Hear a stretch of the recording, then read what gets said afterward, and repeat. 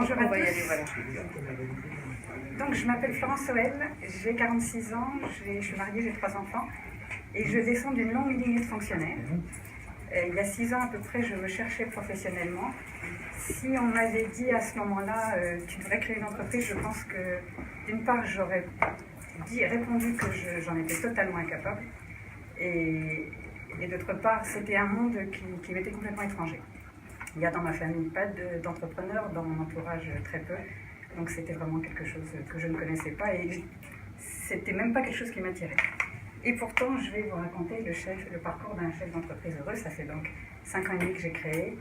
Et aujourd'hui, je me dis, je crois tous les matins que c'était une des meilleures décisions que j'ai prises dans ma vie.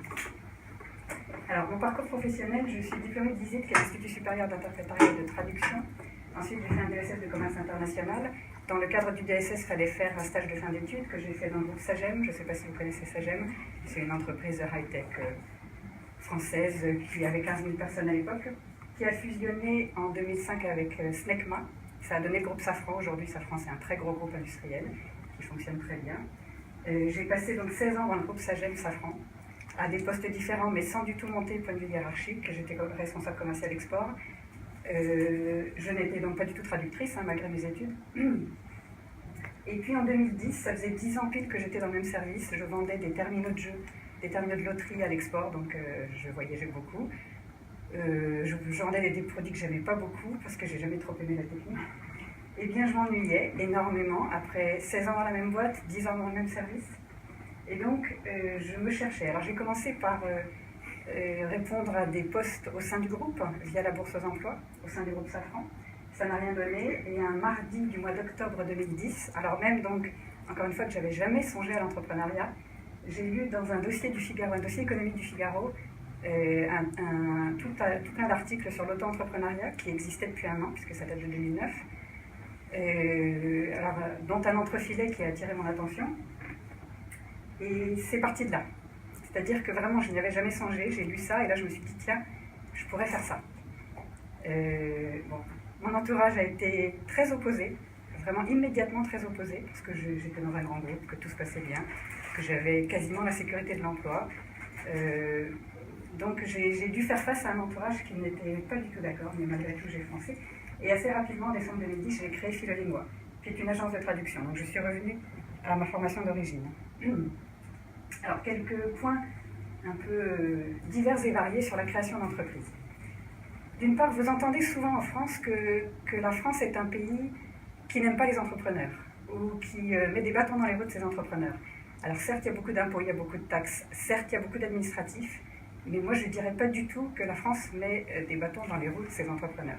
C'est un pays où il y a énormément de possibilités quand vous voulez créer une entreprise, et l'auto-entrepreneuriat en est vraiment l'exemple, ça n'existe pas ailleurs. C'est un pays qui en fait offre beaucoup à ses créateurs.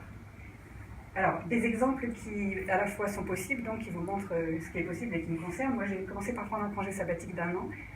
Je ne voulais pas dire à mon employeur que je créais une boîte. Donc le congé sabbatique vous permet de partir pendant 1 an, de retrouver votre poste au bout pas votre poste, un poste équivalent, salaire équivalent au bout d'1 an si ça n'a pas marché. Donc j'ai fait ça. Au bout d'1 an, j'ai dit à mon employeur que j'avais créé une boîte, mais comme je voulais encore un parapluie au-dessus de ma tête, j'ai pris un congé création d'entreprise, qui est une autre chose qui existe. Alors ça, c'est renouvelable une fois, donc vous pouvez partir 2 ans en congé création d'entreprise et revenir une fois encore dans la boîte si ça n'a pas marché, toujours au même poste et au même salaire, poste équivalent. Et puis au bout de 2 ans, moi, 1 an congé sabbatique, 1 an congé création d'entreprise, ça marchait, donc j'ai démissionné. Point de vue du statut juridique que mon entreprise a connu, j'ai démarré par une auto-entreprise, ce qui est très très simple. Vous créez sur Internet via quelques clics et vous n'avez pas besoin de payer des taxes des taxes diverses, dans la mesure où vous ne faites pas de chiffre d'affaires. Et c'est ça la grosse nouveauté de ce système, et c'est ça l'intérêt énorme. Alors ça, le statut d'auto-entrepreneur a changé ces derniers temps. Je ne connais pas les nouveautés. Je pense que c'est un petit peu moins favorable. Enfin, malgré tout, ça reste un statut extrêmement favorable. Moi, si ça n'avait pas existé, je n'aurais jamais créé. Parce que je ne me voyais pas créer une entreprise en parallèle. Parce que je suis restée salariée pendant un temps. Et j'ai créé mon entreprise en parallèle. Une auto-entreprise, tout le monde peut le faire, c'était légal. Je pouvais enlever, enfin ne plus être autant entrepreneur du jour au lendemain si je le voulais, c'était simple. S'il avait fallu créer véritablement une entreprise, je ne l'aurais pas fait. Et il y a énormément d'entrepreneurs dans ce cas-là. Donc quand ça a commencé, oui en fait non, l'auto-entreprise je l'ai gardée que 2 mois parce que ça fonctionnait, ça ne marchait pas avec mon business model, pour des raisons diverses et variées. Donc j'ai créé une entreprise individuelle qui était un peu le stade au-dessus, et puis au bout de 3 ans ça marchait vraiment, donc j'ai créé une EURL, donc je suis aujourd'hui en entreprise unipersonnelle à responsabilité limitée. Les choses que vous pouvez faire si vous vous intéressez à l'entrepreneuriat, si vous avez des idées, c'est visiter les salons. Il y en a beaucoup, ils sont très bien faits, les institutions étatiques sont représentées dans les salons et vous avez là des conseillers à qui vous pouvez parler de votre projet, qui vous conseillent. Vous avez énormément, bien évidemment, d'informations sur Internet. Le site de la PCE, qui est l'Agence pour la création d'entreprises, est très fourni, très riche. Vous avez beaucoup de choses là-dessus.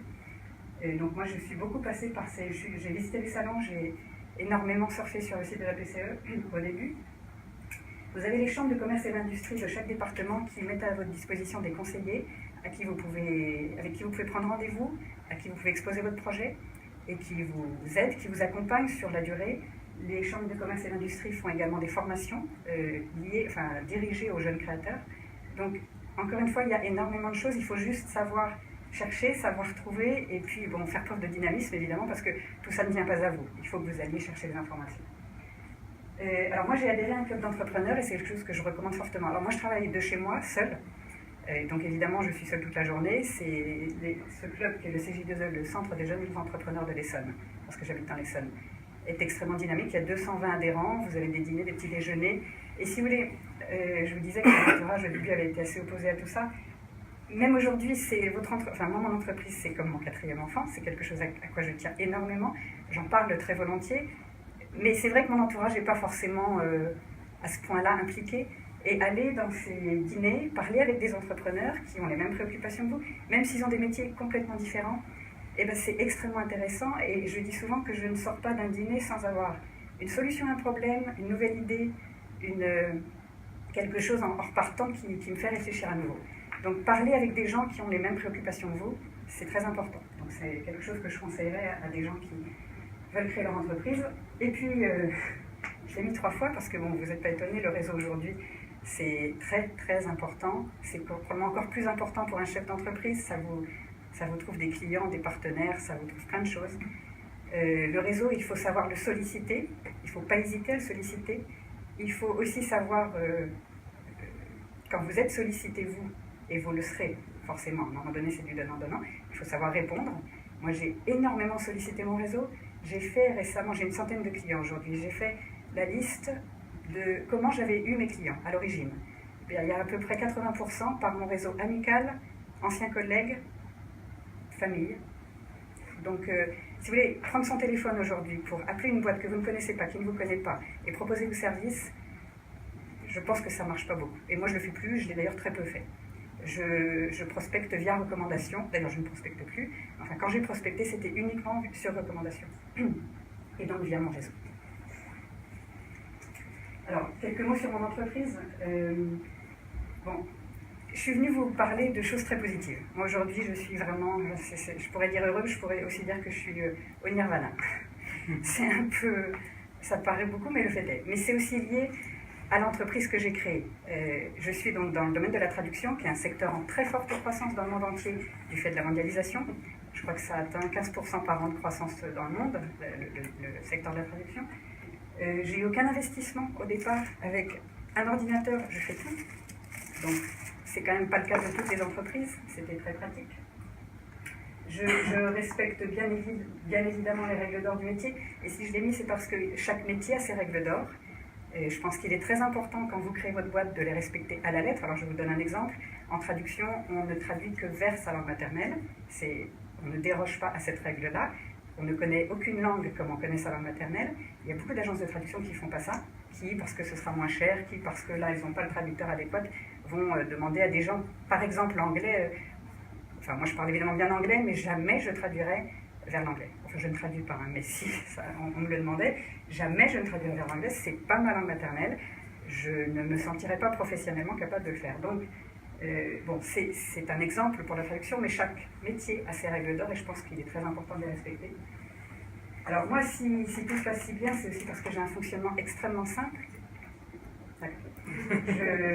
Tout se fait par email, que ce soit les relations avec les traducteurs ou avec les clients. Bon, la prospection, j'en ai fait au début, mais comme je le disais, principalement via mon réseau, puis ensuite c'est le bouche à oreille, les clients m'amènent d'autres clients. Et puis, je pense qu'il faut apporter évidemment un grand soin à la relation avec ses clients, ça paraît évident, mais il y a vraiment des... Enfin, j'ai tous les jours des occasions de voir que toutes les boîtes ne le font pas. Et pour ce qui me concerne avec les traducteurs, c'est... Alors, en fait, je ne vous ai pas expliqué, mais je sous-traite 100% de ma production à un réseau de 400 traducteurs dans le monde entier. Et j'ai la planète à ma disposition, puisque via Internet, vous avez accès à toute la planète. Et donc, ma force de frappe, ma force de travail est démultipliée. Ce n'est pas seulement mon temps de travail, c'est celui de tous mes traducteurs. Alors, je vous ai mis ça, c'est juste voilà, dans la veine du chef d'entreprise heureux. C'est mon chiffre d'affaires mensuel sur les 5 ans. Donc, vous avez 2011, ça balbutiait. 2012, c'est parti un peu plus haut. 2013, c'était pas mal. 2014, c'était un peu mieux que 2013, mais enfin, voilà. 2015, il y a eu des beaux pics. Et vous voyez, 2016, on atteint des pics réguliers. Donc, bon, c'est juste pour vous montrer que ça marche, que ça peut marcher, que vous avez entendu, paraît-il, des chefs d'entreprise qui ne gagnent pas leur vie. Et il y en a beaucoup hein, qui bossent comme des fous et qui se payent un SMIC ou ne se payent pas du tout. Donc, ça existe aussi, j'en connais, je sais que c'est comme ça. Il se trouve que ce n'est pas mon cas. Il se trouve que dans ma trajectoire pour le moment, il n'y a eu absolument aucune aiguille, rien de négatif. C'est assez fou, mais enfin c'est comme ça. Alors rapidement, donc les avantages et les inconvénients que je vois à être entrepreneur. On est son propre patron, je ne sais pas s'il y a beaucoup de patrons dans la salle, moi j'en ai eu un certain nombre à la SAGEM. Je trouve qu'il n'y en a pas beaucoup qui sont bons. Quand vous êtes votre patron, votre propre patron, vous prenez vos décisions, vous les assumez, qu'elles soient bonnes ou mauvaises. Les bonnes, vous les appréciez. Les mauvaises, ben, vous n'avez à vous en prendre qu'à vous-même. Et rien que ça, j'apprécie. On prend des risques, c'est évident. Il y a des gens qui n'aiment pas ça. Il y a des gens, au contraire, que ça stimule beaucoup. Enfin, il faut le savoir, on prend forcément des risques. On n'a pas d'autre choix que d'être organisé. Alors moi, je pense que c'est ma qualité première. Je suis très, très, très organisée. Et heureusement, parce que j'ai parfois des relations dans la même heure avec 10 traducteurs en même temps et avec 5 clients en même temps. Et donc, pour ne rien oublier, penser à tout, enfin, pas confondre évidemment, pas envoyer la mauvaise traduction aux mauvais clients. Enfin bref, il faut vraiment avoir... et je suis comme ça. Si on n'est pas organisé, bah, probablement qu'il faut prendre sur soi davantage. On est libre de son emploi du temps. Moi, j'apprécie beaucoup. Je vais déjeuner à Paris en semaine avec une amie, je pars là, je viens de Séville, je pars en Italie, ensuite je pars à Cannes, je pars tout le temps, mais je travaille tout le temps. J'ai pas eu depuis 5 ans et demi un seul jour de vraies vacances. Et j'exagère pas, il n'y a pas eu un seul jour où je ne me suis pas connectée. Il se trouve que je pense que si je ne me connectais pas pendant une semaine, ça me manquerait terriblement. Donc ça ne me gêne pas, mais il y a aussi l'entourage à prendre en compte.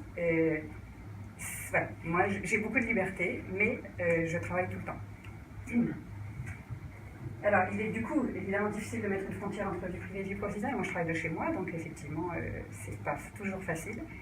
Mais il faut savoir, il y a des gens, encore une fois, qui ne supporteraient pas, et puis il y en a d'autres qui supportent beaucoup mieux. Les tâches sont très variées, c'est-à-dire que vous faites du commercial, vous faites de la comptabilité, du secrétariat, de l'administratif, vous faites toutes sortes de choses, vous faites des tâches de sbire, comme des tâches plus élevées. Vous faites tout, c'est varié, c'est donc intéressant, mais il faut être prêt à tout faire.